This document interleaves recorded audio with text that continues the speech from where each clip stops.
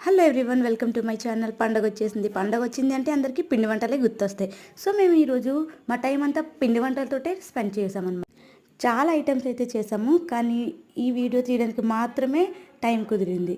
So ఇదైతే బెల్లం మిఠాయి అనమాట. చాలా బాగుంటుంది. మరి మీ సైడ్ ఏమంటారో తెలియదు, మా సైడ్ అయితే బెల్లం మిఠాయి అని అంటారు. సో పిండి వంటలు చేసేటప్పుడు అయితే ఒక్కరితో అవ్వదు, చాలామంది ఉండాలి.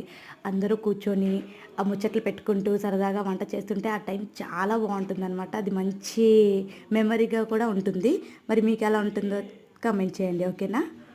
చుట్టూరు అందరూ కూర్చొని వాళ్ళ చిన్నప్పటి మెమోరీస్ చెప్పుకుంటూ ఒకరి మీద ఒకరు సెటైర్లు వేసుకుంటూ వంటలు చేస్తుంటే తింటూ బాబా చాలా బాగుంటుంది. మీరు కూడా ట్రై చేయండి. చూసారా, మన చుట్టూ ఒక 10 మెంబర్స్ దాకా ఉన్నాము. సూపర్గా ఎంజాయ్ చేసాము. ఈ లడ్డూస్ చేసేటప్పుడు చాలా కష్టం అనమాట. వేడివేడిగా ఉన్నప్పుడే చేయాలి. పాకం కాలుతూ ఉంటుంది.